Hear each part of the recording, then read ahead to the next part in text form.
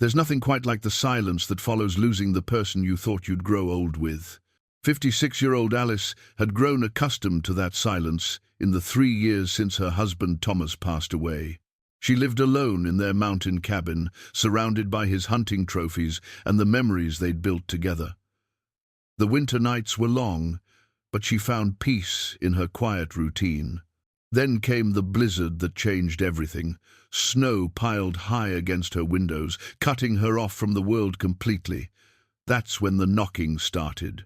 3 deliberate strikes on her door that seemed to shake the entire cabin. When she looked through the frosted glass, glowing red eyes stared back from beneath a dark hood. The stranger spoke words that chilled her more than the winter wind. What would you do if someone claimed they'd loved you in another lifetime? Before we jump back in, tell us where you're tuning in from, and if this story touches you, make sure you're subscribed, because tomorrow I've saved something extra special for you. The silence stretched between them like a held breath. Alice pressed her back against the heavy oak door, her heart hammering against her ribs as those crimson eyes continued to bore through the frosted glass. In all her 56 years, through decades of marriage to a man who hunted these very mountains, she had never encountered anything that made her soul recoil and reach forward simultaneously. "Please," came the voice again, rich as aged wine and carrying an accent she couldn't quite place. "I mean you no harm. Alice, I have waited so very long to find you again." The use of her name sent ice water through her veins. No one lived within 20 miles of this cabin except old Henrik down in the valley, and he barely spoke English. Thomas had chosen this remote location precisely for its isolation, high in the Cascade Mountains, where the nearest neighbor was a day's hike through treacherous terrain. She thought of Thomas's hunting journal, the leather-bound book that had been his constant companion during their 30-year marriage. Even now, 3 years after the cancer had taken him, she couldn't bring herself to read most of its entries. The few pages she'd glimpsed contained odd observations about shadows that moved wrong, about sounds in the forest that didn't belong to any earthly creature. She'd always assumed they were the fanciful musings of a man who spent too much time alone in the wilderness. "Who are you?" she whispered, though she wasn't certain he could hear her through the thick wood. "I am Lucian Blackthorne, and you, my dear Alice, are the woman I have loved across 5 centuries." The rational part of her mind, the part that had been Thomas's steadfast partner through good times and lean, through his long illness and the devastating grief that followed, told her this was madness, probably a drifter who'd gotten caught in the storm, hypothermic and bored, delusional. She should call for help, except the phone lines had been down since the blizzard started 3 days ago. She glanced at the simple gold band still circling her left ring finger, Thomas's wedding ring that she'd worn alongside her own since the day they buried him. He'd slipped it onto her finger that last morning, his hands already growing cold, and whispered, "Keep me close, Alice girl, but don't let me keep you from living." At the time, she'd thought he was simply being sentimental. Now she wondered if he'd known something she didn't. The wind howled around the cabin's corners, and snow continued to pile against the windows in drifts that already reached halfway up the glass. By morning, she might be completely buried. If this stranger was real and not some fever dream brought on by too much solitude, he might be the only other soul for miles. "What do you want?" she called through the door. "To marry you tonight, before the dawn takes my chance away forever." Alice nearly laughed. Nearly. The absurdity of it should have been comical. A strange man appearing in a blizzard to propose marriage to a woman he'd never met. But there was something in his voice, a desperate sincerity that caught at her throat like smoke. She moved to the window, careful to stay in the shadows, and peered out again. He stood perfectly still in the howling wind, his dark cloak unaffected by the storm. Snow should have been accumulating on his shoulders, in his hair, but he remained untouched by the elements, as if they dared not settle on him. That's when she noticed the glow wasn't just coming from his eyes. A soft, silver light emanated from his right hand, and she could just make out the shape of a ring catching the ethereal illumination. Thomas's journal. She needed to check Thomas's journal. Moving quietly across the cabin's main room, she retrieved the worn leather book from its place beside his favorite chair. The rocking chair where he'd spent his final months, wrapped in the quilt her grandmother had made, watching the mountains through the picture window and scribbling his observations. She'd kept everything exactly as he'd left it. His coffee mug still sat on the side table, though she'd long since washed away the ring stains. His reading glasses lay folded beside the journal, waiting for hands that would never return to claim them. The journal fell open to a page she'd never seen before, though she could have sworn she'd read every entry. The date at the top made her breath catch. 3 days after his funeral. My dearest Alice. Thomas's careful handwriting read, "If you're reading this, then he has finally come for you. I have seen him in my dreams for years, the tall stranger with eyes like burning coals who watches you from the forest's edge. He is not what he appears, but neither is he what you might fear. You were never meant for an ordinary life, my love. I knew it the day we met, when you turned those green eyes on me, and I saw centuries of sadness hiding behind them. I thought I could give you a normal existence, a simple happiness that might make you forget whatever haunts your dreams. Perhaps I was selfish, keeping you when I knew someone else had a greater claim to your heart. The watchers have been more active lately. They know time grows short. In the bottom drawer of my desk, wrapped in the blue silk scarf your mother left you, you'll find something that belongs to you. It has always belonged to you, though I could never bring myself to tell you why." Alice stared at the page until the words blurred. Thomas's handwriting, unmistakable in its careful loops and measured strokes. But how could he have written this after his death? Another knock came at the door, softer this time, but somehow more insistent. "Alice, please. Dawn comes whether we will it or not, and I cannot wait another lifetime to hold you." With trembling hands, she opened the bottom drawer of Thomas's old oak desk. Beneath hunting maps and ammunition receipts, wrapped in her mother's silk scarf, just as the journal had promised, lay a small wooden box she'd never seen before. Inside, nestled in faded velvet, was a ring unlike anything she'd ever encountered. The silver band was etched with symbols that seemed to shift and move in the lamplight, and set into its center was a stone that pulsed with the same ethereal glow she'd seen emanating from the stranger's hand. The moment her fingers touched the ring, images flooded her mind. A young woman with her face, dressed in rough medieval clothing, grinding herbs in a stone cottage. The same woman, older now, tending to plague victims in a makeshift hospital. Again, this time in Regency dress, nursing wounded soldiers by candlelight. Each image was accompanied by the same sensation of deep, abiding love, and always, hovering at the edges of her vision, a tall figure with burning eyes who watched her work with an expression of desperate longing. She saw herself die, over and over. Plague, consumption, a carriage accident, a bombing during the Great War. Each time, the tall stranger reached for her as life faded from her eyes, and each time he was too late. The ring slipped onto her finger as if it had been made for her hand, settling beside Thomas's wedding band with a soft chime like distant bells. "I know you can hear me thinking," she said to the door, her voice steadier than she felt. "I know you can feel the ring." "Yes." The relief in his voice was palpable. "You remember. I remember dying." She pressed her palm against the cool wood. "I remember you being too late every time. This time will be different.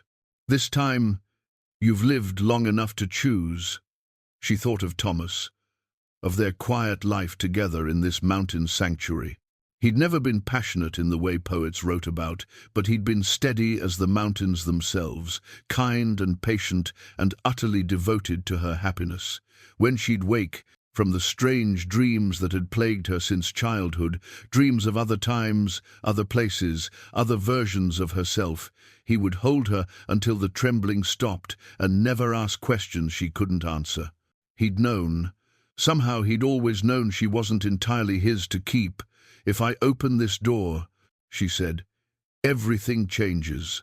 Everything has already changed, my beloved. The only question is whether you'll face what comes next alone." Through the window she could see the storm intensifying. Snow fell in thick, heavy flakes that caught the moonlight like falling stars. In the distance, something howled, not a wolf or coyote, but something that had never drawn breath in this world. "The Watchers," she whispered, remembering Thomas's journal entries. "They know I've found you. They know this is the final chance. If you refuse me now," his voice broke slightly, "if you choose to remain mortal, to die as you always have, there will be no more rebirths, no more chances. The cycle will end, and your soul will go where I cannot follow." Alice looked around the cabin that had been her refuge, her prison, her entire world for the past 3 years. Thomas's hunting trophies stared down from the walls with glass eyes that had never seen life. His books lined the shelves in careful alphabetical order. His clothes still hung in the bedroom closet, holding the ghost of his scent. It was a monument to a love that had been real and true and finite. She moved back to the door and placed her hand on the dead bolt. "If I let you in," she said, "promise me one thing. Anything. Promise me you'll tell me the truth. All of it, no matter how strange or terrible. I swear it on my immortal soul." The deadbolt turned with a soft click that seemed to echo through dimensions. Cold air rushed in as she pulled the door open, carrying with it the scent of winter pine and something else, something wild and eternal that made her pulse quicken. Lucien Blackthorne stepped across her threshold like a man walking into a cathedral. He was taller than she had expected, perhaps 6.5 feet, with shoulders that filled the doorframe and a presence that seemed to expand beyond his physical form. His face held the sharp angles of nobility, high cheekbones, a strong jaw, and a mouth that suggested both cruelty and tenderness were equally within his capabilities. But it was his eyes that held her captive. Not merely red, but the deep crimson of garnets held to candlelight, ancient and knowing, and filled with a sadness that made her chest ache. His dark hair was longer than fashion dictated, touching his shoulders in waves that suggested he cared little for contemporary style. He wore clothing that belonged to no particular era, a long coat that might have been fashionable in any century, boots that had walked across decades of soil, and around his throat a simple silver chain that disappeared beneath his shirt. "Alice," he said, and her name on his lips was a prayer, a poem, a lament. "You are more beautiful than memory served." She stepped back instinctively, not from fear, but from the sheer intensity of his regard. "You're not human." "No." He made no move to enter further, though she had not invited him past the threshold. Even in her shock, some part of her mind noted the old-fashioned courtesy. "I was human once, long ago. Now I am something between mortal and divine, blessed and cursed in equal measure." The wind caught the door and slammed it shut behind him, making them both start. The sound echoed through the cabin like a gunshot, final and irreversible. "I know you're alone," he said, his voice softer now, careful. "I know you have been alone for 3 years, 4 months, and 17 days. I know you wear your husband's ring beside your own, and that you speak to his picture every morning when you make coffee for one. I know because I have watched over you from the forest's edge, waiting for the right moment, the right circumstances." That's, she wanted to say, impossible, but the word died on her tongue. Everything about this night was impossible. "Let me marry you tonight, woman," he continued, and there was something desperate in the formal words, as if he were reciting a vow he'd practiced for centuries. "Let me give you the eternity you were meant to have." Alice felt the ring on her finger grow warm, and with the warmth came another rush of images. This time, she saw him clearly younger, more human, dressed in the rough clothing of a medieval knight. He knelt beside a simple bed where a young woman who shared her face lay dying of plague, her skin burning with fever. "Save her," he begged, someone beyond the vision's edge. "I'll give anything, my soul, my mortality, my place in heaven. Just save her." A voice like winter wind answered, "She cannot be saved this time, but she will return, and when she does, you will find her. Guard her through all her lifetimes, love her through all her deaths, and when the final incarnation comes, you may claim her forever if she chooses willingly." "You made a deal," Alice whispered, understanding flooding through her like ice water. "You sold your soul to save me." His jaw tightened. "I sold my soul to love you. The salvation that I could never achieve." She backed toward Thomas's chair, needing something solid to anchor her to reality. "The other women in the visions, all you. Alison the healer, who died in the plague of 1348. Alice the merchant's daughter, taken by consumption in 1532. Alexandra the governess, killed in a carriage accident in 1823. Alicia the war nurse, who died in the London bombings of 1941. His voice grew thick with centuries of grief. "Each time I found you. Each time I tried to save you. And each time I failed. But this time I lived." She sank into Thomas's chair, her legs suddenly unreliable. "I lived to be old." 56 is not old," he said with a ghost of a smile. "Not for someone who was meant to be immortal." From his coat, he withdrew something that made her breath catch. A rose, perfect and red as fresh blood, but somehow she knew it had been picked centuries ago. When he offered it to her, she could smell its fragrance, sweet and vital, as if it had been cut moments before. "You gave this to me the night you died the first time," he said. "It was the last gift I ever received as a mortal man." Her hand shook as she reached for it. The moment her fingers touched the petals, the world around her shifted. She was Alison again, 23 years old and dying in a plague-ravaged English village. The handsome knight who had brought wounded soldiers to her door for healing sat beside her bed, his young face already showing the strain of grief. "I won't let you go," he whispered, pressing the rose into her failing hands. "I'll find a way to save you." "Lucienne," she managed through cracked lips, "some things are beyond our power to change. Not this, never this." The memory faded, leaving her gasping in Thomas's chair. The rose in her hands was real, solid, impossibly preserved. "I remember giving this to you," she said wonderingly. "I remember your face, so young, so determined." "I was a fool," he said, moving closer but still maintaining careful distance. "I thought love could conquer death. I thought if I just tried hard enough, wanted it enough, I could keep you in the world through sheer force of will. And now, I know that love isn't about keeping someone captive to your desires. It's about offering them choice, real choice, and accepting whatever they decide." The silver ring on his right hand caught the firelight, and she saw it clearly for the first time. It bore the crest of a wolf's head, etched with the same shifting symbols that adorned her own ring. As she watched, both rings began to glow with gentle silver light. "The binding shows itself," he murmured. "It recognizes that we are together again." "What binding?" He held up his hand so she could see the ring clearly. "The contract that made me immortal. The price I paid for the chance to love you forever." His crimson eyes met hers. "It can only be fulfilled with your willing consent. If you refuse me now, if you choose to remain mortal, the contract becomes void. I will become human again and age quickly to the death I should have met centuries ago.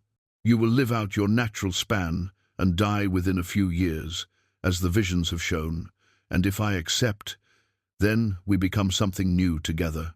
You gain immortality. I regain the part of my soul that was forfeit. We become bound not by supernatural contract but by genuine choice. The wind howled around the cabin, and through the windows she could see shapes moving in the forest that had no business walking on two legs. The watchers Thomas had written about, drawn by the supernatural forces at work this night. "They're coming," Lucien said, noticing her gaze. "The entities that oversee such contracts, they want to witness the final resolution. And if I can't decide, if I need time—" Pain flickered across his features. "Dawn comes in 6 hours.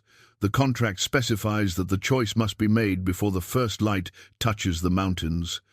After that," he spread his hands helplessly. "After that, the opportunity is lost forever." Alice looked down at the rose in her hands, at the ring glowing on her finger, at the man who claimed to have loved her across 5 centuries. Everything in her sensible, practical mind screamed that this was madness. People didn't reincarnate, vampires didn't exist, love didn't transcend death. But Thomas's wedding ring sat warm against her skin, and she could swear she felt his presence in the room, not possessive or jealous, but gently encouraging, as if he, too, wanted her to choose the path that would bring her the greatest happiness. 6 hours, she repeated. 6 hours to decide the shape of eternity.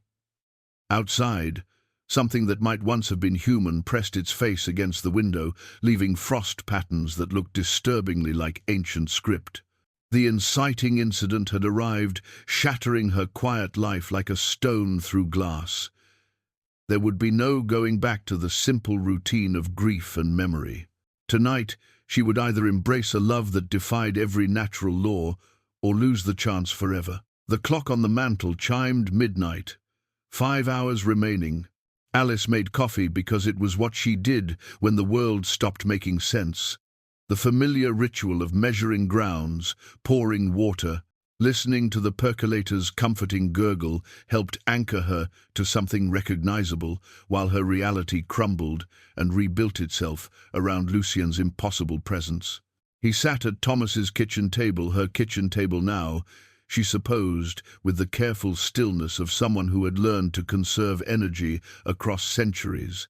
His hands rested flat on the scarred wooden surface, and she noticed they bore no calluses, no scars, no signs of the manual labor that had marked Thomas's palms. These were the hands of someone who existed outside ordinary time. "Tell me about the first time," she said, pouring 2 cups of coffee, though she wasn't certain he needed sustenance. "About Alison." "You were 23, he began, accepting the cup with a slight nod of thanks. "The daughter of a village healer in Northumberland. Your father had died of the same plague you would eventually contract, and you had taken up his work." His eyes grew distant with memory. "I was Sir Lucien de Montclair then, a knight returning from campaign with a company of wounded men. We'd heard there was a healer in your village who worked miracles." "And did I work miracles?" "You had a gift," he said simply. "Hands that could draw poison from wounds, herbs that worked better when you prepared them, an intuition about sickness that saved men other healers would have given up for lost. You saved half my company." She sipped her coffee, tasting its bitter warmth while processing his words. "But not myself. The plague was different. It came from—" He paused, choosing his words carefully. "There are diseases that belong to this world, and diseases that come from elsewhere. The plague that took you was supernatural in origin, designed to kill those with healing gifts before they could grow strong enough to threaten darker powers." The coffee cup trembled in her hands. "I was murdered? All those times?" "Not murdered, targeted." His voice held centuries of rage carefully controlled. "There are forces that maintain the balance between light and dark, good and evil. Healers like you tip that balance toward the light. If you had lived to reach your full power, you could have saved thousands." She set down her cup and moved to the window. The watchers were still out there, circling the cabin at a respectful distance. They looked almost human in the moonlight, but their movements were too fluid, too quick, like shadows given substance. So, you made a deal to save me. I made a deal to try. The entity I bargained with, it wasn't evil, exactly. More like a cosmic accountant, keeping track of debts and payments across eternity. It offered me immortality and the ability to find you in each lifetime, but it couldn't guarantee your survival. That would depend on my actions and ultimately your choices. From the kitchen drawer, she retrieved Thomas's hunting journal and set it on the table between them. My husband wrote about watchers in the forest. He knew about you, didn't he? Lucien opened the journal carefully, as if it were made of precious metal rather than worn leather. His eyes scanned Thomas's neat handwriting, and something like respect crossed his features. Thomas Fletcher was a remarkable man, he said finally. He couldn't see us directly, but he sensed our presence. More. Importantly, he understood what you were, even if he didn't fully comprehend why. What I was. A soul too pure for this world.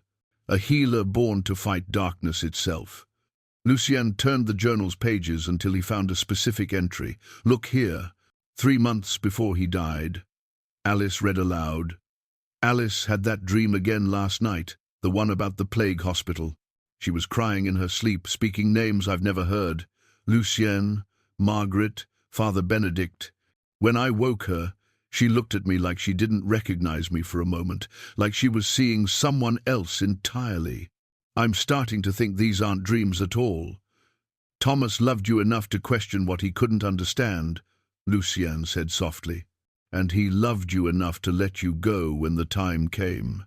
She thought of Thomas's final months, how he'd grown increasingly insistent that she promised to live fully after his death, how he'd refused to let her withdraw from the world, even as grief consumed her, how he'd hidden the ring where she would find it when she needed it most. He was preparing me for this, she realized. In his way, yes, he knew I would come, eventually. From his coat, Lucien withdrew something else, a small leather pouch that clinked softly when he set it on the table. These belong to you in your various lifetimes, things you treasured, things that might help you remember.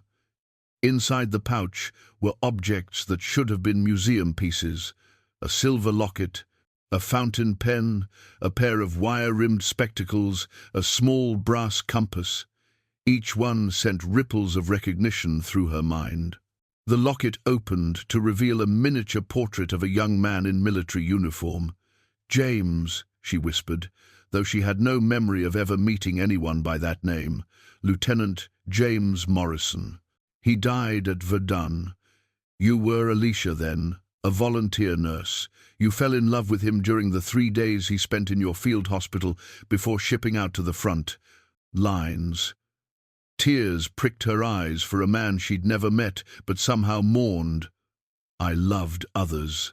In these lifetimes, I loved other people.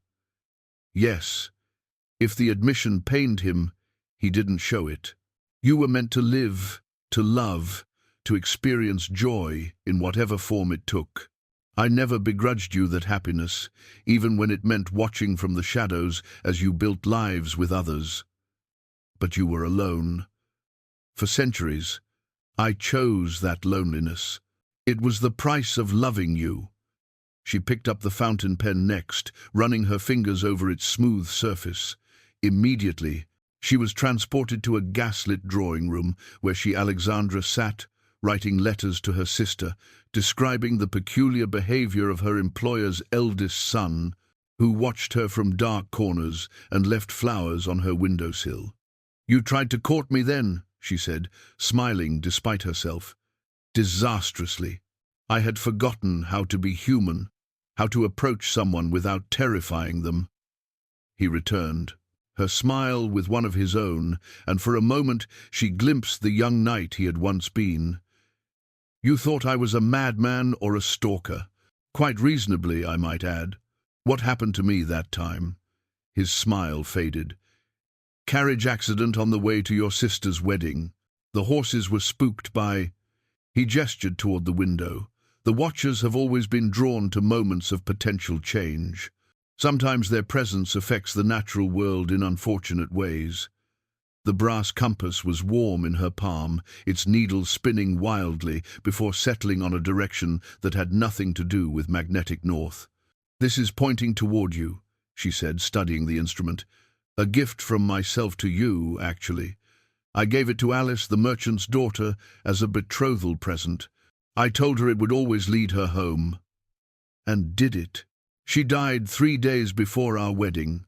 His voice was carefully neutral, but she could see the old pain in his eyes. Consumption, sudden and virulent. I held her hand as she slipped away, and she whispered that she could see a great light and someone waiting for her in the distance. Alice set down the compass and reached across the table to touch his hand. His skin was cool but not cold, solid and real beneath her fingers. "I'm sorry. For all the times I left you. For all the pain. Don't apologize for dying, beloved.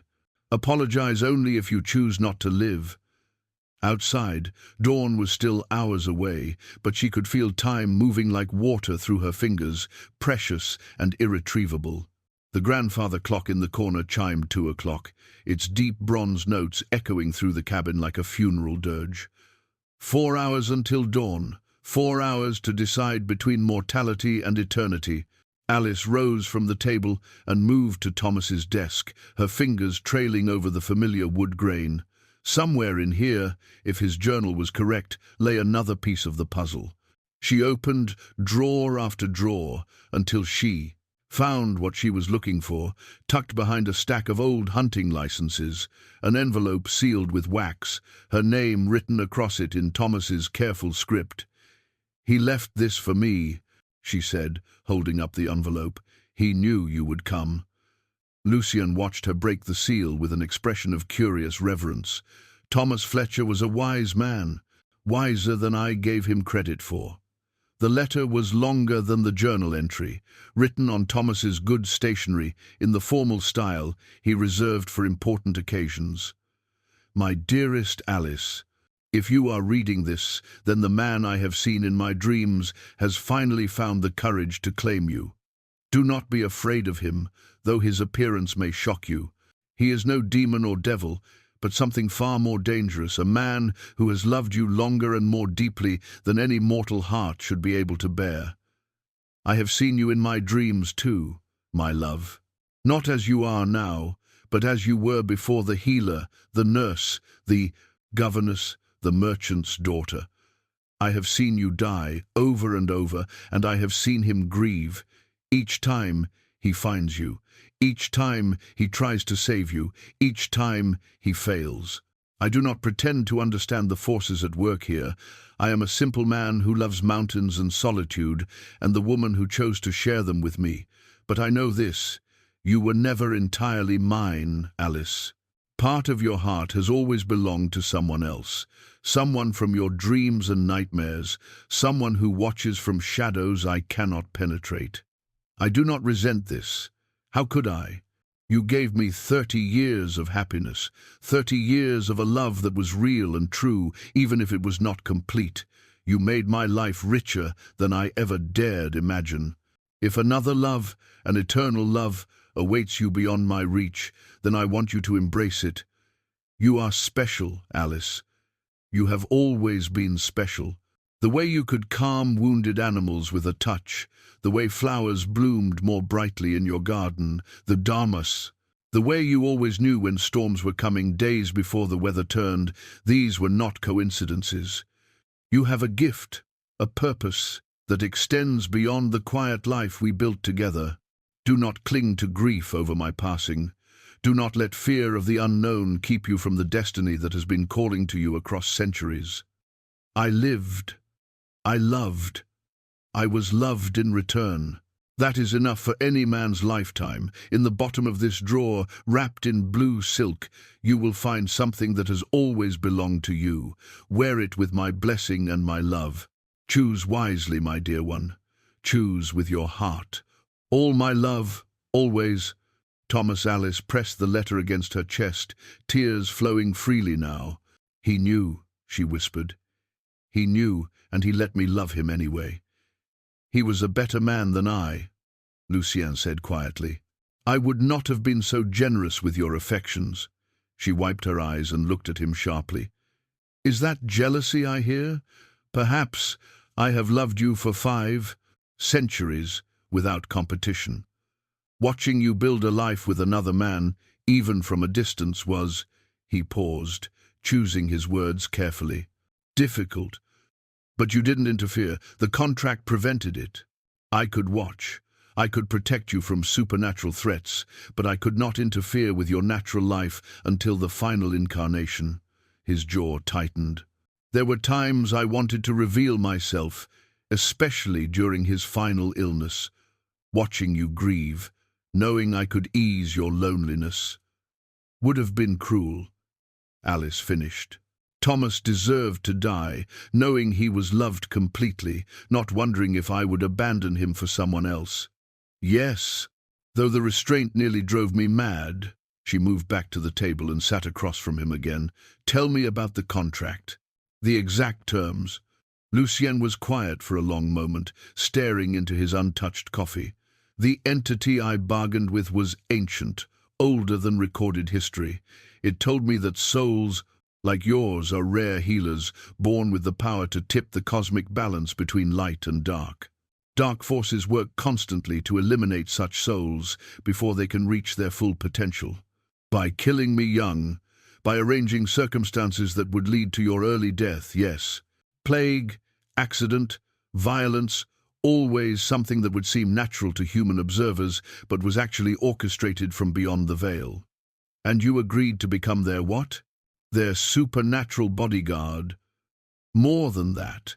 The entity offered me immortality and the ability to track your soul through its rebirths, but with conditions. I could not interfere with your natural life or reveal myself unless you were in supernatural danger. I had to watch from the shadows while you lived and loved and died, over and over, never able to save you from natural causes. Alice felt a chill that had nothing to do with the mountain air. What happens if I refuse you now? What happens to you? I become too human again, instantly. All the years I've lived catch up with me at once. I age 6 centuries in a matter of minutes and crumble to dust. And if I accept, then the contract is fulfilled. You gain immortality and the full extent of your healing powers. I regain the humanity I sacrificed, though I keep the immortality. We become bound not by supernatural law, but by choice. There has to be a catch. These kinds of deals always have a catch. His smile was bitter. The catch is that you must choose freely, without coercion. If I try to influence your decision through supernatural means or simple manipulation, the contract becomes void and we both die immediately. She studied his face, looking for signs of deception. So everything you've told me is the truth, as I understand it. I cannot lie to you tonight, Alice. The contract prevents it. Outside, the wind had died to whisper, but the watchers remained. She could see them more clearly now, tall, ethereal figures that moved like liquid shadow between the trees. They were beautiful in a terrifying way, faces that might have been carved from starlight and midnight. They're waiting for my decision. Yes. When dawn comes, they will witness the resolution, one way or another. The clock chimed 2:30. 3.5 hours remaining. Alice picked up the brass compass again, watching its needle point steadily toward Lucien. If I choose immortality, what does that mean?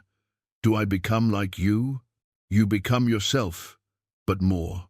Your healing gift will expand beyond the physical to encompass spiritual and emotional wounds. You will be able to sense supernatural threats and protect others as I have protected you. We will work together to maintain the balance between light and dark, and we'll be together forever. If that is what you want, immortality is a long time to be bound to someone who might grow tired of your company. She laughed, surprising them both. After waiting 5 centuries for me, you're worried I might get bored. His answering smile was like sunrise after endless night. The fire in the hearth had burned low, casting dancing shadows across the cabin walls. Alice fed it fresh logs, needing the warmth and light as much as the familiar task. The flames leaped higher, illuminating corners that had grown dark, and she noticed Lucien's eyes reflect the firelight like a cat's. "Show me the contract," she said, settling back into Thomas's chair. "I want to see the exact words." Lucien reached into his coat and withdrew what appeared to be a scroll of parchment, but as he unrolled it on the table, Alice realized it was made of no earthly material. The surface shimmered like captured moonlight, and the words written upon it seemed to shift and move, sometimes appearing in languages she recognized, sometimes in scripts that hurt her eyes to look upon directly. "It adapts," he explained, seeing her confusion. "The contract presents itself in whatever form the reader can best understand." She leaned forward to read, and the words settled into clear English. "Binding of souls, covenant eternal.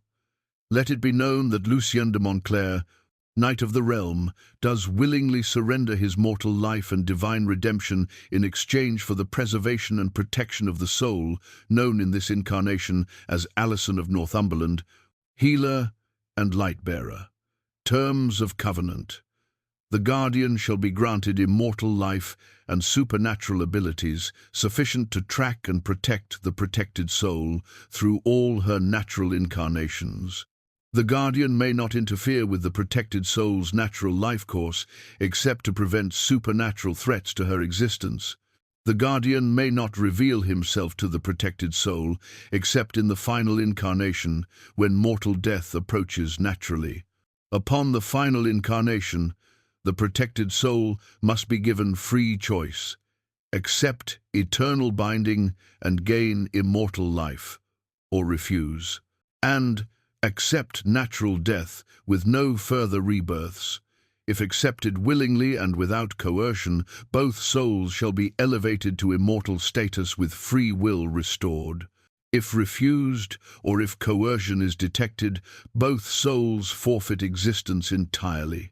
Witnessed by the Council of Balance, sealed in blood of the willing, light of the stars, essence of eternity, binding until choice is made freely by the protected soul. The words continued, but they descended into symbols and languages that made her head spin to contemplate. "Blood of the willing," she said, focusing on that phrase. "Your blood. Yes. I signed it with my life's essence." He touched a thin scar on his palm that she hadn't noticed before. "The wound never fully healed. It serves as a reminder of what I chose. And light of the stars, captured from the moment of your first death. The exact instant your soul departed your body, crystallized into the contract itself." Alice shivered. "That's rather morbid. Death, magic often is." His smile held no humor, but effective. She studied the contract again, noting details that chilled her. "It says I'm approaching natural death, but I'm healthy. I could live another 20 or 30 years. Could you?" Lucien's voice was gentle but implacable. "Look at yourself truly, Alice. When did you last feel genuinely well? When did you last wake without aches you attribute to age? When did you last go a full day without thinking about Thomas, about the loneliness, about the growing conviction that your life has run its course?" The words hit her like physical blows, because they were true. Since Thomas's death, she had been diminishing, slowly but steadily, not from any specific illness but from a general erosion of vitality, as if something essential was bleeding away drop by drop. "The healers always die young," she said, understanding, "because the gift consumes us. Unless it's properly channeled, unless you have someone to share the burden with. You. Me." She rose and moved to the window, watching the watchers maintain their vigil. They were closer now, their ethereal forms almost at the edge of the clearing. Beautiful and terrible, like angels of judgment waiting for a verdict. "What are they exactly?" "The Council of Balance. They ensure that cosmic laws are maintained, that the scales between light and dark don't tip too far in either direction. They've been watching this situation for centuries, waiting to see how it resolves. And if I choose mortality, they'll record the failure and move on to other business. The balance will shift slightly toward darkness, but not catastrophically so. And if I choose immortality, they'll witness our binding and grant us the authority to act as their agents in the mortal world. We'll become guardians ourselves, protecting other light-bearers from the forces that tried to eliminate you. The idea was staggering. There are others like me, fewer than there once were. The dark forces have been systematically hunting healers for millennia. If you choose immortality, if you develop your full powers, you could help find and protect those who remain. She turned back to him, studying his face in the firelight. Is that why you want me to accept? For the greater good? No. His answer was immediate and firm. I want you to accept because I love you. Because I've loved you for 5 centuries and can't imagine an existence without you in it. The greater good is simply a bonus. The honesty in his voice was devastating in its simplicity. You could have lied, made it sound more noble. The contract prevents lies tonight, remember? Besides, you deserve the truth. You've always deserved the truth. Alice returned to the table and picked up the fountain pen from Alice's lifetime. Tell me about her. About us. Alice Whitmore, daughter of a wool merchant in Yorkshire. I was. He paused, seeming to choose his words carefully. By then I had learned to approach you more cautiously. I presented myself as a travelling merchant, recently widowed, looking to settle down. And I believed you? You were 26, unmarried, considered nearly a spinster by the standards of 1,532. Your father was eager for any respectable match. I courted you properly for 6 months, brought you gifts, attended church, played the role of a normal man seeking a normal life. Did I love you? I thought you did. You agreed to marry me, at least. His voice grew soft with old pain. 3 days before the wedding, you collapsed while helping your mother prepare the feast. Consumption, the physician said, though it progressed too quickly to be natural. You died in my arms wearing the wedding dress you'd never get to wear properly. I'm sorry. Don't be sorry for dying, beloved. Be sorry that you suffered. He reached across the table to touch her hand. The worst part was that you recognized me at the end. Your eyes cleared just before the final breath, and you whispered my real name. You said, "Find me again, Lucienne. I'll try to wait for you next time." The memory hit her like a physical blow. She was Alice again, 26, and struggling to breathe, feeling her life ebb away even as she tried to cling to it. The man she'd agreed to marry knelt beside her bed, and suddenly she could see through the mortal disguise to the truth beneath. I remember, she whispered. I remember the wedding dress, blue silk with pearl buttons. I remember thinking I would never dance in it. You were beautiful, he said softly. Even dying, you were the most beautiful thing I'd ever seen. The clock chimed 3. 3 hours until dawn. Alice moved to her bedroom, needing a moment alone to process everything she'd learned. But as she opened the jewelry box on her dresser, looking for her mother's locket that Lucien had mentioned, she found herself unable to escape the weight of centuries. The locket lay beneath her everyday earrings, a simple silver oval. She'd worn as a child, but hadn't opened in decades. Her mother had died when Alice was 12, and the locket had always seemed too precious, too fragile to risk damaging with frequent handling. Now, with trembling fingers, she pressed the tiny clasp. The miniature portrait inside should have shown her mother's face, just as it had throughout her childhood. Instead, the painted features shifted and changed like water, showing her a dozen different faces all her own, but from different eras, different lifetimes. Alison the healer, young and solemn with herbs in her hair. Alice the merchant's daughter, dressed in Tudor finery with laughing eyes. Alexandra the governess, stern and capable in Victorian dress. Alicia the war nurse, exhausted but determined beneath her white cap. Each image was perfect, detailed, alive, and in each one, somewhere in the background, she could see the shadow of a tall figure watching over her. "Lucien," she called, and he appeared in the doorway instantly, as if he'd been waiting just outside. "The locket changes in my presence," he said, seeing what she held. "It shows the truth of what you are, what you've always been." "How is this possible? My mother couldn't have known about any of this." "Your mother was Isabel Whitmore, Alice's younger sister." Alice stared at him. "That's impossible. Alice died in 1532. My mother was born in 1935. Souls travel in groups. Beloved. Those who love you in one lifetime often choose to love you in the next, though not always in the same relationship. Isabel was Alice's sister, then your grandmother's cousin, then your mother. She's been protecting you across generations, keeping the locket safe until you would need it. Where is she now? At peace. Her soul completed its purpose when she gave birth to you. She won't reincarnate again unless she chooses to." The concept made her head spin. "So, everyone I've ever loved. Not everyone, but many. Souls that are bound by genuine love tend to find each other again and again. It's one of the few truly reliable forces in the universe." She sat heavily on the edge of the bed Thomas had shared with her for 25 years. "Was Thomas—" "No," Lucia said gently, understanding her question. "Thomas was new to your story, a good man who loved you completely in his one lifetime with you.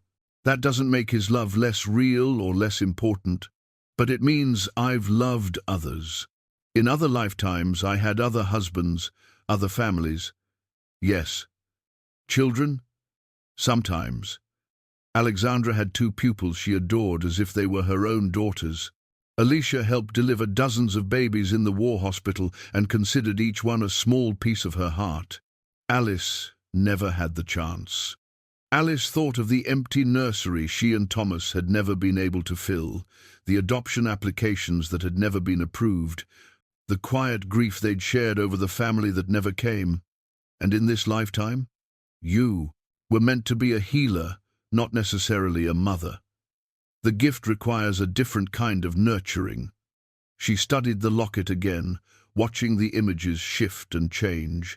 In one, she was older than she'd ever lived to be in any previous incarnation, perhaps 40, with silver threading through dark hair, standing in what appeared to be a modern hospital but somehow different, more peaceful than any medical facility she'd ever seen. "Is that what I could become?" she asked, showing him the image.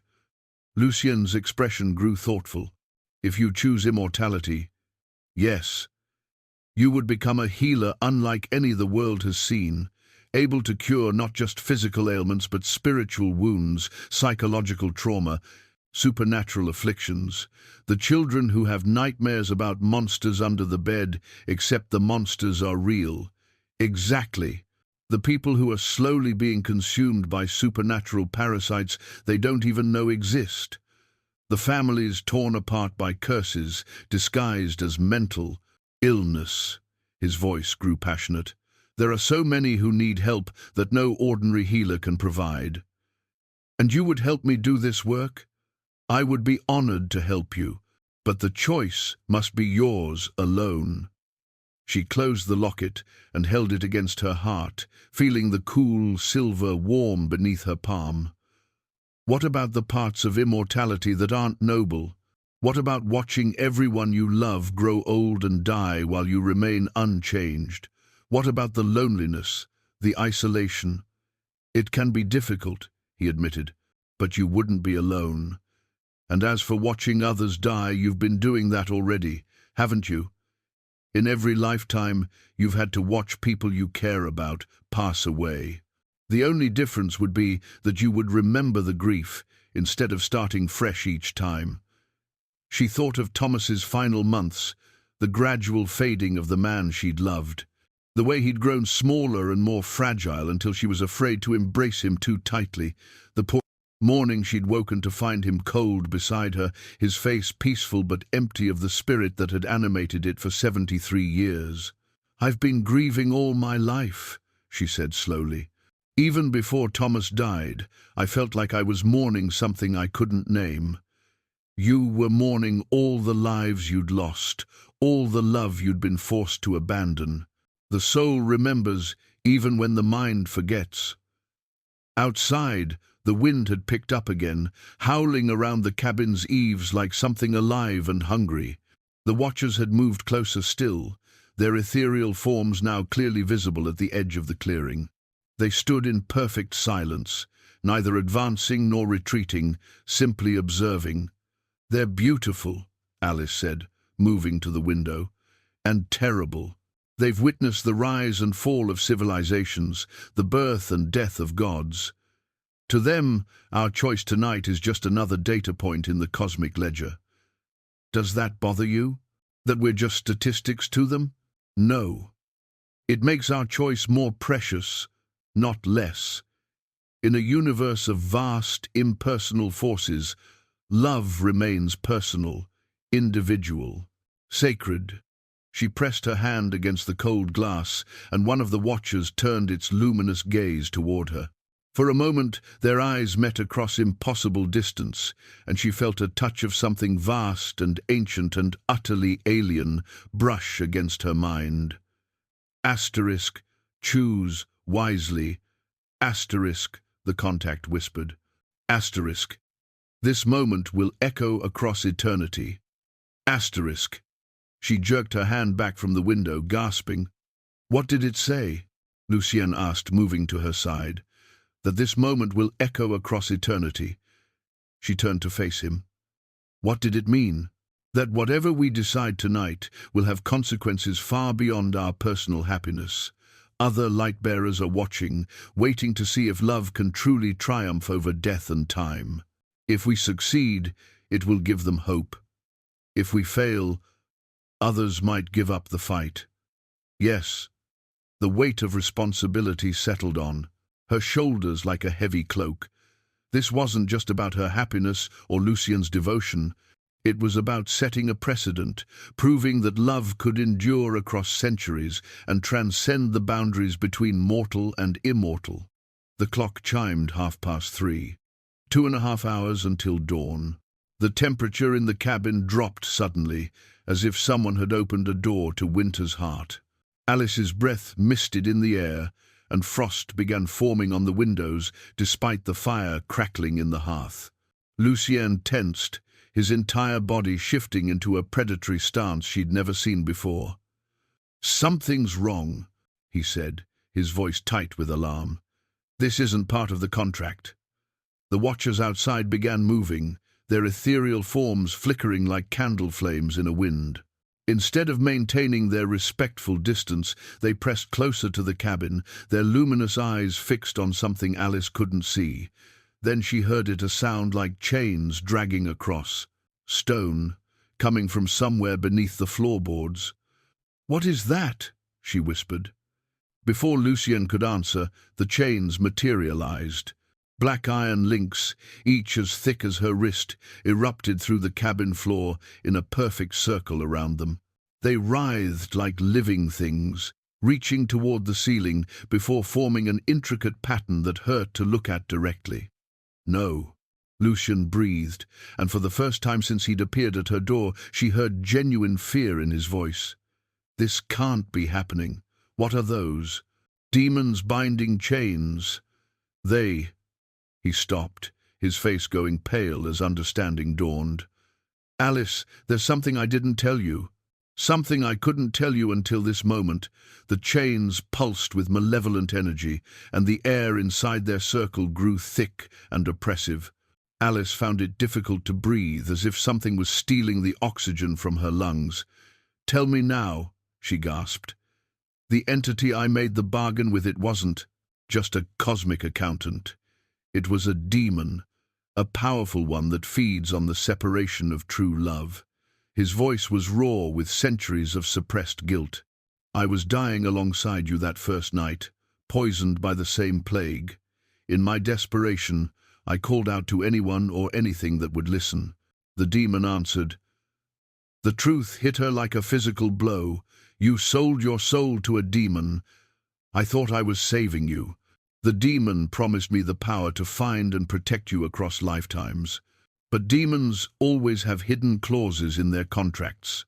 The chains tightened their circle, forcing them closer together. Where the iron touched the wooden floor, smoke rose and wood charred black. What clause? Alice demanded, though part of her already knew the answer would destroy everything she'd come to believe about their love story. If you refuse me willingly, if you choose mortal death over eternal life with me, the demon gets your soul immediately. If you accept me but later, grow tired of immortality, if our love fails, the demon gets both our souls. Lucien's voice broke. I trapped you, Alice. I've been trapping you for 5 centuries. The air grew even thicker, and now she could hear laughter low, malicious, utterly inhuman. The sound seemed to come from the chains themselves. So, every choice I make leads to damnation, she said, her voice eerily calm. Refuse you, lose my soul. Accept you, and eventually disappoint you, lose both our souls. There has to be another way.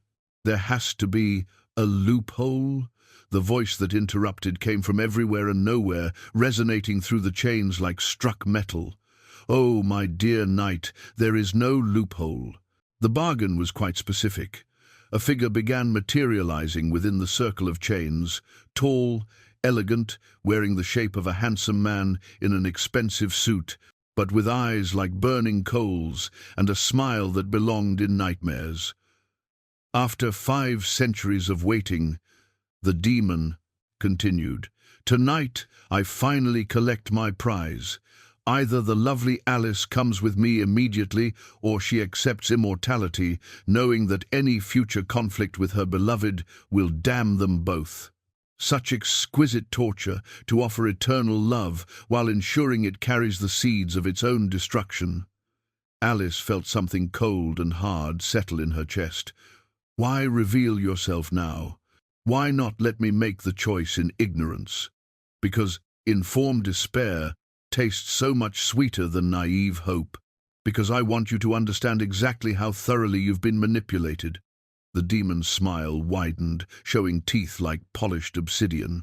Your precious knight has been my unwitting servant for centuries, delivering you to me lifetime after lifetime. That's not true, Lucien snarled, but his certainty wavered. Isn't it? Every time she died young, every natural death that separated you.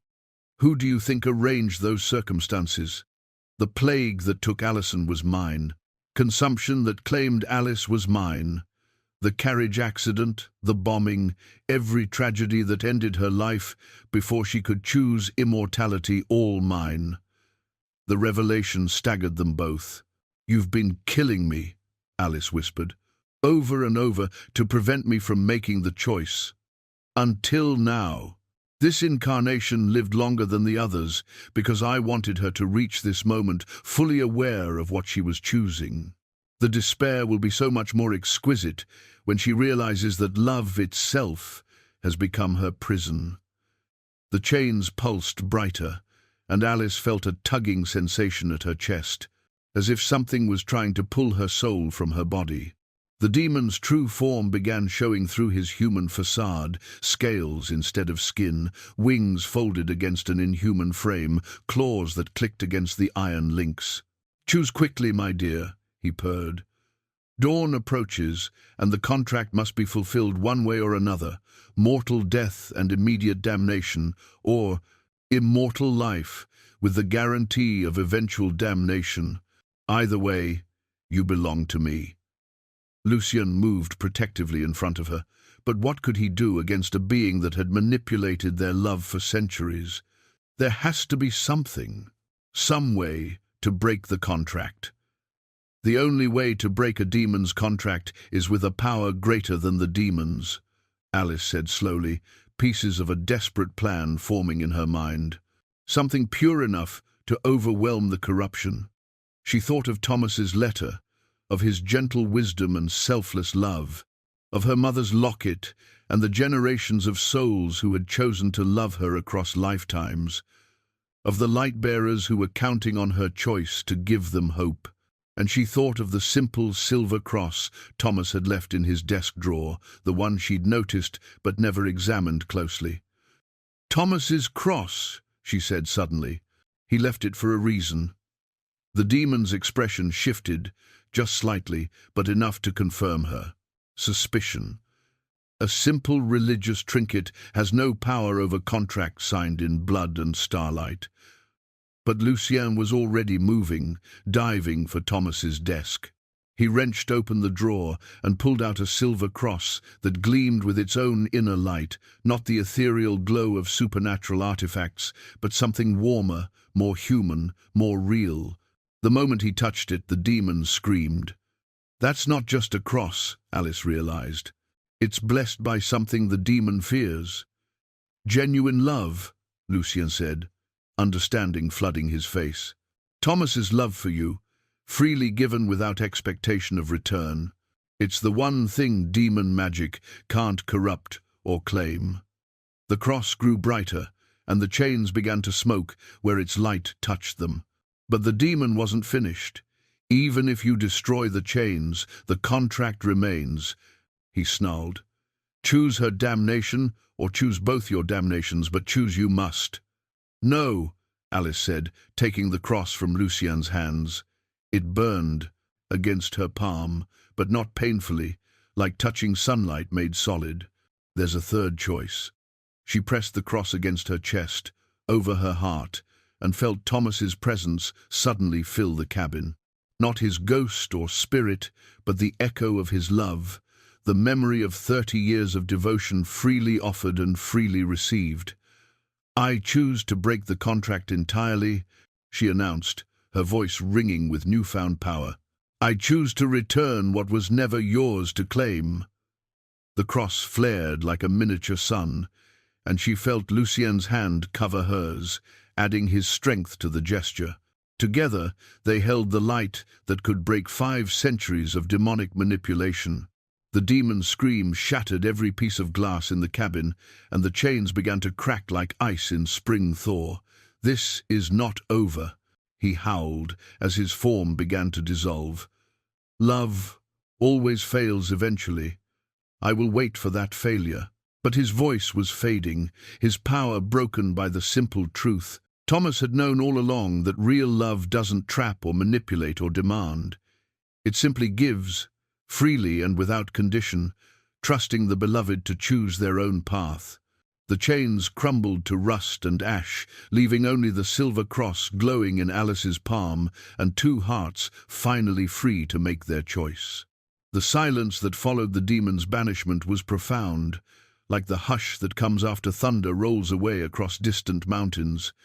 Alice still held Thomas's silver cross, its warm glow fading to a gentle luminescence that pulsed in rhythm with her heartbeat. The cabin floor was littered with rust and ash where the chains had crumbled, but the oppressive weight that had pressed down on them was gone. "Is it over?" she asked, though she suspected she knew the answer. Lucien shook his head, his crimson eyes scanning the shadows that seemed deeper now, more alive with potential threat. Breaking the chains was just the beginning. The demon may be banished temporarily, but the contract still exists. We've bought ourselves time, nothing more. How much time? Until dawn. The original deadline still stands. He moved to the window, studying the watchers who had reposited themselves at the clearing's edge. "They're waiting to see what we do next." Alice examined the cross more closely. In the growing light emanating from its surface, she could see tiny engravings along its arms, not religious symbols, but something far more personal. Names, dates, small hearts, linked together in an endless chain. "Thomas and Margaret Fletcher," she read aloud. "Thomas and Alice Fletcher. Below their names, dozens of others in different handwriting. David and Isabel Whitmore. John and Elizabeth Morrison, Robert and Catherine Blackwood. Your families, Lucienne said softly, looking over her shoulder. All the souls who've loved you across lifetimes, all the souls you've loved in return. Thomas somehow captured their essence in silver and faith. But how did he know to do this? Because he wasn't just Thomas Fletcher, mountain man and hunter. Lucien's voice carried a note of wonder, as if pieces of a vast puzzle were finally falling into place. Look at the cross again. Really look at it. She held it up to the firelight, and the engraving seemed to shift and move like living things. Slowly, a figure appeared in the silver, not etched, but somehow embedded in the metal itself. A tall man with Thomas's kind eyes, but something otherworldly in his bearing, wearing robes that seemed to be made of light itself. An angel, she breathed. A guardian angel who gave up his celestial nature to live one mortal lifetime with you. Who chose love over eternal glory and accepted death so that you could have 30 years of genuine happiness before facing this choice. The implications staggered her. Thomas was your guardian, assigned to watch over you during this final incarnation, but he loved you too much to remain distant and divine. So, he chose to become human, to live and age, and die at your side, knowing it would leave you alone when the time came to face your destiny. Tears flowed freely down her cheeks now. He sacrificed heaven for me, and in doing so, he gave us the weapon we need to defeat the demon permanently. Divine love, freely given and willingly sacrificed, has power beyond anything demonic magic can counter. Outside, the wind began to howl again, but this time it carried something more than winter cold. Voices rose on the air, the demon's voice and others like it, rallying for a final assault before dawn broke their power over the mortal realm. They're coming back, Alice said, feeling the temperature drop once more. Not just the demon. He's brought reinforcements. Lucien moved to the fireplace and pulled down one of Thomas's hunting rifles. I don't know if mortal weapons will be effective, but they won't be, Alice interrupted, understanding flooding through her like warm honey. This isn't a battle that can be won with violence. She looked around the cabin with new eyes, seeing it not just as her refuge, but as Thomas's gift, a sanctuary built with love and devotion, every board and stone placed with care for her comfort and safety. The hunting trophies weren't just displays of skill, they were protections, guardians he'd set in place to watch over her during his absences. He turned our entire home into a shrine, she realized. Not to ego or achievement, but to love itself. The photographs on the mantelpiece began to glow with the same gentle light as the cross. Their wedding picture, snapshots from anniversary dinners, candid moments of laughter and affection, each image pulsed with captured joy, decades of shared happiness made manifest. 30 years of memories, Lucien said, understanding her realization.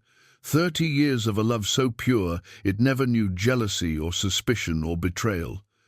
The demon can't touch that kind of power. But as he spoke, the shadows outside began pressing against the windows like living things, and the howling grew louder.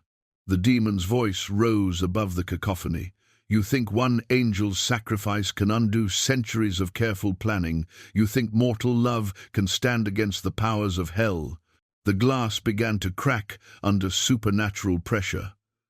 Whatever protection the cabin offered, it was being tested to its limits. We need more, Alice said, gripping the cross tighter. The cross and the memories aren't enough. We need the locket.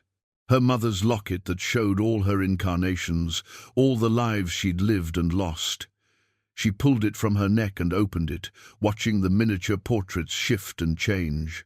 But this time, instead of showing her deaths, it showed moments of love, Alison healing a child's fever, while her future knight watched from the shadows, Alice laughing at something her merchant suitor had said, Alexandra reading bedtime stories to her pupils, Alicia comforting a dying soldier by holding his hand.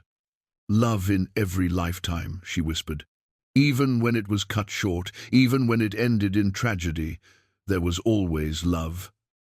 And that love never truly died, Lucien added, his voice filled with growing excitement.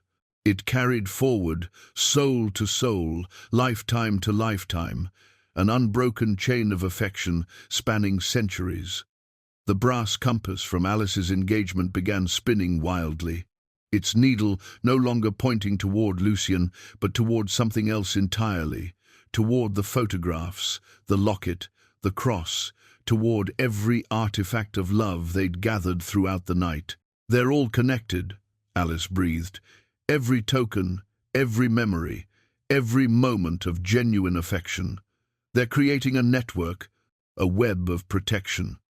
The fountain pen from Alexandra's lifetime began writing by itself, covering blank pages with words in languages she didn't recognize, but somehow understood.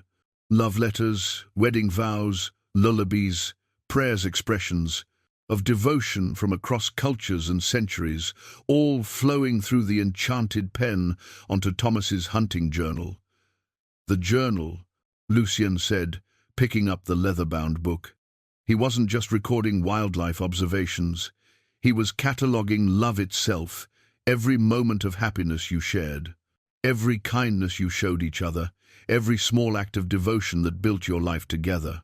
The pages fluttered open to reveal entry after entry, filled not with notes about deer tracks and weather patterns, but with tiny, perfect moments. "Alice made coffee this morning and brought me a cup without being asked, just because she knew I was cold. Found her asleep in my reading chair with one of my books open on her lap.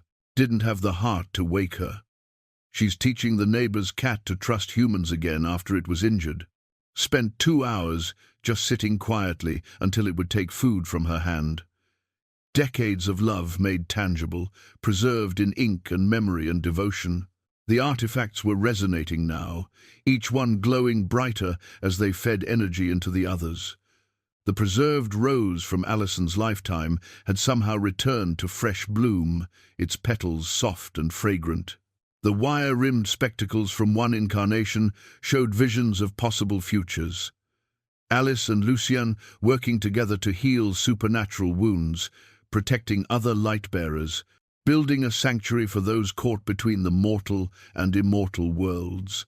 "This is what the demon fears," Alice said, understanding finally dawning. "Not just our love, but the love of everyone who's ever cared about us. The community of affection that surrounds us. And it's growing stronger." Lucien gestured toward the windows where the cracks were beginning to heal themselves, the glass growing clear and solid once more. "The cabin itself is fighting back. Outside, the demon's assault intensified. Claws scraped against wood that refused to yield. Voices shrieked promises of power and threats of power, eternal torment. But inside the circle of love they'd unknowingly built over centuries of connection, Alice felt only peace. The clock chimed 4, 2 hours until dawn, and she finally knew what choice she needed to make. But first, they had to survive the demon's final attack. The assault came at 4:30, just as the artifacts reached their peak resonance. The cabin walls shuddered as something massive struck them from outside, and the temperature plummeted so rapidly that ice crystals formed on every surface inside the room. But this time, Alice was ready. "Show yourself," she called out, holding Thomas's cross high. Its light blazed like a silver star, casting sharp shadows that seemed to push back against the encroaching darkness. No more hiding behind chains and whispers. "Face us directly." The demon's laughter shook the foundation as he materialized fully within the cabin, no longer bothering with human disguise. He stood 8 feet tall, with obsidian skin and wings that stretched from wall to wall. His eyes burned like forge fires, and when he smiled, rows of shark teeth gleamed in the cross's light. "As you wish, little healer. Let me show you exactly what you're fighting." From his clawed hands he produced a mirror unlike anything Alice had ever seen. Its surface wasn't glass, but liquid shadow, swirling and shifting like dark water. "The mirror of truth," he announced with malicious glee. "It shows not what is, but what truly is the reality behind all illusions." He held it toward Lucien first, and the vampire's reflection writhed and changed. Instead of the noble, tormented protector she'd come to know, Alice saw something else entirely, a creature of hunger and desperation, driven by obsession rather than love. The mirror showed centuries of stalking her through lifetime after lifetime, watching her from shadows not to protect, but to possess. "See how he hunted you," the demon purred. "See how he manipulated circumstances to keep other lovers at bay. How he whispered nightmares into the minds of men who might have married you. How he—" "That's enough," Lucien said, but his voice lacked conviction. The mirror's revelations had shaken him, forced him to confront the darker aspects of his centuries-long pursuit. "Is it true?" Alice asked quietly. "Some of it," he admitted, unable to meet her eyes. "In the early centuries, before I learned better, I may have interfered. Jealousy made me cruel sometimes. Made me think that if I couldn't have you, no one should." The demon's smile widened, but before he could speak, Alice stepped forward and touched the mirror's surface with her bare hand. "Show me the truth about myself as well." Her own reflection appeared, but instead of revealing some hidden darkness, the mirror showed her exactly as she was, a woman who had loved deeply and lost repeatedly, who had chosen compassion over bitterness, healing over harm, service over selfishness. In every lifetime, despite tragedy and early death, she had consistently chosen light over darkness.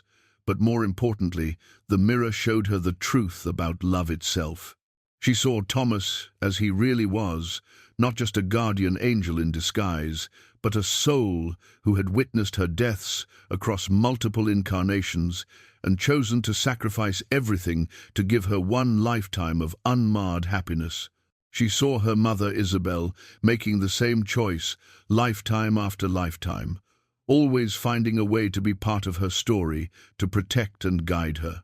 And she saw Lucien, not the obsessive stalker the demon wanted her to believe, but a man who had made mistakes and learned from them, who had grown from possessive jealousy into genuine devotion, who had spent centuries becoming worthy of the love he sought. "The mirror shows truth," she said, turning to face the demon. "But you're only showing the truths that serve your purpose. Let me show you one that doesn't." She turned the mirror toward the demon himself, and his confident expression faltered. In the shadowy surface, his true nature was revealed, not a powerful prince of hell, but a parasite that fed on the destruction of love. He was small, pathetic, sustained only by the suffering he could cause others. And he was afraid, terrified, that genuine love might exist in the universe, because such love would render him powerless. "You're not ancient and mighty," Alice said, understanding flooding through her. "You're just a scavenger, feeding on the remains of broken hearts. And you're starving." The demon shrieked and shattered the mirror, but it was too late. The truth had been revealed, and the artifacts around the cabin blazed brighter in response. Thomas's cross pulsed with renewed power, and she felt his presence strengthen in the room, not as a ghost, but as an aspect of divine love made manifest. The photographs on the mantelpiece began moving, showing not static moments, but living memories. 30 years of marriage unfolding in.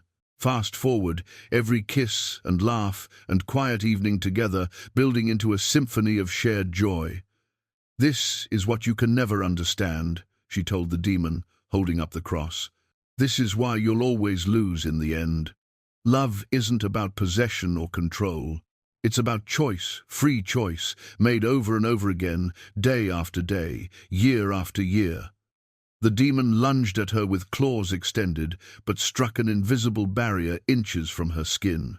The cross's light had become a shield, protecting not just her body but her soul from his corrupting touch. "Love given freely has power you can never touch," She continued, stepping forward despite his threatening presence. Love that asks for nothing in return, love that sacrifices willingly, love that chooses the beloved's happiness over its own desires. Lucien moved to stand beside her, adding his strength to hers. And love that admits its mistakes and grows stronger from them. The demon's form began to waver as their combined faith in love's power undermined his existence. The demon's wavering form solidified with desperate fury as he realized his deceptions were crumbling. "Even if you understand what I am," he snarled, "the contract remains binding. Choose mortality and die alone, or choose immortality and eventually destroy each other. There is no third option." But Alice had been thinking about Thomas's sacrifice, about the love that had surrounded her across lifetimes, about the choice that was truly hers to make. "You're wrong," she said, stepping closer to Lucien and taking his hand. "There is a third option. We choose to rewrite the contract entirely." She held up Thomas's cross with her free hand, feeling its warmth pulse through her entire being. "I freely choose to bind my soul to Lucien's, not through your demonic contract, but through our own will. I choose to share my healing gift with him and to accept whatever supernatural abilities he possesses, together." Lucien's eyes widened as understanding dawned. A voluntary binding, not imposed by external force, but created by mutual choice. Impossible. The demon spat, but his voice held a note of uncertainty. "The laws of supernatural contracts don't apply to freely given love," Alice finished. "You taught me that yourself when you showed me the mirror. Truth is truth, and the truth is that love which asks nothing in return has power beyond any legal binding." She pressed the cross against both their joined hands, and the silver blazed with light so pure it seemed to burn away the very air around them. "I choose Lucien not because I have to, but because I want to, not to escape death, but to embrace the fullest expression of life." "And I choose Alice," Lucien said, his voice ringing with centuries of conviction finally given voice. "Not to fulfill a contract or claim a prize, but because she is the light that has guided me through darkness for 500 years. I choose her, knowing she could reject me tomorrow, and it would still be worth it to love her today." Their rings, hers inherited from past lives, his bearing the wolf crest that had marked him as guardian, began to glow in harmony with the cross. But instead of the cold, supernatural light they'd emitted before, they now pulsed with warm, golden radiance. The artifacts around the cabin responded to their declaration. The locket opened to show not past incarnations, but future possibilities. Alice and Lucien healing supernatural wounds together, protecting other light-bearers, building a sanctuary where love could flourish without fear. The compass spun once and pointed steadily toward their joined hands, finding its true north in their united choice. The brass fountain pen wrote frantically across the pages of Thomas's journal, but now the words were in their own handwriting, vows they were making to each other in real time, promises of partnership and protection and endless devotion. From the artifacts, combined energy, something new began to form between their joined hands. Not a chain or binding, but something that looked like starlight, given substance, a delicate amulet that contained the essence of their freely chosen bond. The merged soul's amulet. Lucien breathed in wonder. "I've heard of such things in legend, but never seen one created." "It's beautiful," Alice whispered. The amulet pulsed with gentle light, no larger than a wedding ring, but somehow containing infinite space within its crystalline structure. "What does it do?" "It makes our choice permanent and unbreakable, not by force, but by the strength of our commitment. As long as we both honor it willingly, nothing can separate us. Not death, not time, not the interference of demons or angels or any power in heaven or hell." The demon let out a shriek of pure rage. "This violates every law of supernatural contract. I demand." "You demand nothing," came a new voice, powerful and serene. Thomas materialized in the cabin, not as the familiar mountain man Alice remembered, but in his true form as a guardian angel. His wings spread from wall to wall, white as fresh snow and bright as summer lightning. You have no claim here, and no power over love freely given. Behind him appeared other figures, the watchers from outside, but now revealed as guardians themselves, angels who had been waiting to witness this moment, not as cosmic accountants, but as protectors, ensuring that true love would triumph. "The contract is void," Thomas announced, his voice carrying the authority of heaven itself. "Not broken, but superseded by a higher law. Love that gives everything and asks nothing in return creates its own jurisdiction, beyond the reach of demonic manipulation." The demon made one last desperate lunge toward Alice, but the amulet blazed between her and Lucien's joined hands, creating a barrier of pure love that nothing corrupt could cross. He struck the barrier and screamed as his form began to dissolve. "This isn't over," he howled as his essence scattered like smoke in wind. "Love always fails eventually." "Not this love," Alice said firmly, holding both the cross and the amulet. "This love chooses itself, fresh every moment. This love grows stronger with every challenge. This love has already survived 5 centuries and death itself." The demon's scream faded to nothing, and he was gone. The cabin fell silent, except for the soft hum of the merged soul's amulet and the gentle rustling of Thomas's angelic wings. "It's done," Thomas said, smiling at them with infinite tenderness. "You're free to choose your own path now, together." Dawn was breaking over the mountains, painting the sky in shades of gold and pink. The supernatural deadline had passed, but it no longer mattered. They had transcended the original contract entirely. Dawn light streamed through the cabin windows, touching everything with gold and rose and the promise of new beginnings. The supernatural storm had passed, leaving behind a world transformed. Alice looked down at her hands, still her own, but somehow more than they had been. She could feel power flowing through her veins. Not the cold supernatural energy she'd expected, but something warm and vital that seemed to emanate from her very soul. "How do you feel?" Lucien asked softly. He too had changed, though subtly. The ancient sadness that had shadowed his crimson eyes was gone, replaced by something she could only describe as peace. His immortal nature remained, but the curse that had driven him for centuries had been lifted. "Alive," she said, marveling at the truth of it. "More alive than I've ever been." The merged soul's amulet hung between them on a chain that had appeared with the dawn, neither gold nor silver, but something that seemed to contain captured starlight. It pulsed gently in rhythm with both their heartbeats, a visible reminder of the choice they had made together. Thomas folded his magnificent wings and approached them, his angelic form softening back into the familiar shape of the man who had loved her for 30 years. "The transformation is complete," he said with satisfaction.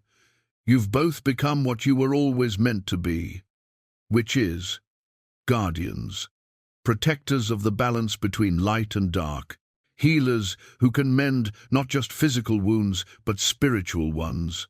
Thomas smiled at them with infinite tenderness. "The world needs people who understand that love is stronger than any force that seeks to divide or destroy." Alice touched the amulet, feeling its warm pulse. "And we'll do this together. Partners in every sense." Lucien agreed, his hand covering hers. "Equal in power, united in purpose." Through the window, they could see the watchers, the guardian angels, beginning to fade with the growing light. Their vigil was over, their purpose fulfilled. But before they departed entirely, each one turned toward the cabin and bowed in salute to the love that had proven stronger than demonic manipulation. They're honoring us, Alice realized. They're honoring what you've accomplished, Thomas corrected. You've proven that genuine love can transcend any supernatural law, can rewrite the rules that govern the interaction between mortal and immortal realms. Other couples facing similar choices will now have your precedent to draw upon. The implications were staggering. We've changed how love itself works.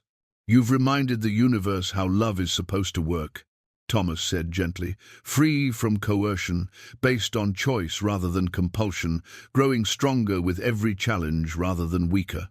Around the cabin, the artifacts that had helped them through the night were changing as well. The demon's contract, which had materialized on the table during the final confrontation, crumbled to dust that sparkled briefly before vanishing entirely. The mirror that had shown painful truths reformed itself, but now its surface reflected only beauty, the love that surrounded them, the joy in their faces, the bright future stretching ahead. Thomas's cross had become something new as well, no longer a weapon against darkness, but a beacon that would call to other light-bearers who needed protection or guidance. The locket showed not past incarnations but present possibilities, images of the work they would do together. The brass compass pointed not toward magnetic north, but toward wherever they were needed most. The artifacts will help you find those who need your protection, Thomas explained. Other healers being hunted by dark forces, couples torn apart by supernatural interference, children born with gifts they don't understand. You'll be their guardians as I was yours. And you? Alice asked, though she suspected she knew the answer. My work here is finished. I've seen you safely to your destiny. His form was already becoming translucent, preparing for his return to the celestial realm. But I'll be watching, always. And if you ever need guidance, just hold the cross and remember that love like ours, the love that gives everything and asks nothing, never truly dies. He moved toward the door, pausing on the threshold. Take care of each other, take care of the world. And remember. Remember what? Lucien asked. Thomas's smile was radiant as sunrise. Remember that the best love stories never really end. They just begin new chapters. With that, he stepped through the door and dissolved into the morning light, leaving behind only warmth and the lingering scent of pine forests and mountain air. Alice and Lucien stood together in the sudden quiet, hands joined, hearts beating in perfect synchronization. Around them, the cabin, their sanctuary, hummed with new purpose. It would remain their home base, but they both understood they wouldn't be staying here exclusively. There was work to be done in the world, people to protect, love to defend, wherever it was threatened. No. Regrets? Lucien asked, squeezing her hand gently. She considered the question seriously. Thomas's death still hurt, and always would. The quiet life she'd built in this mountain refuge was ending forever. The future stretched ahead of them, uncertain and filled with supernatural dangers she couldn't yet imagine. But when she looked at Lucien, her partner, her equal, her freely chosen eternal companion, she felt only excitement for the adventures to come. No regrets, she said firmly. Only gratitude. For what? For all of it. For the love I had with Thomas, for the love I've found with you, for the chance to help others find the same kind of happiness. She lifted their joined hands, watching the amulet catch and reflect the morning light. For the reminder that even in a world full of darkness, love always wins in the end. They kissed as the sun cleared the mountain peaks, sealing their new beginning with joy and promise. Around them, the artifacts of their supernatural romance settled into gentle dormancy, ready to awaken when needed. The wedding rings of eternity, for that's what they both understood, the merged soul's amulet to be pulsed, once with brilliant light, and then settled into a warm, steady glow. Their real story was just beginning.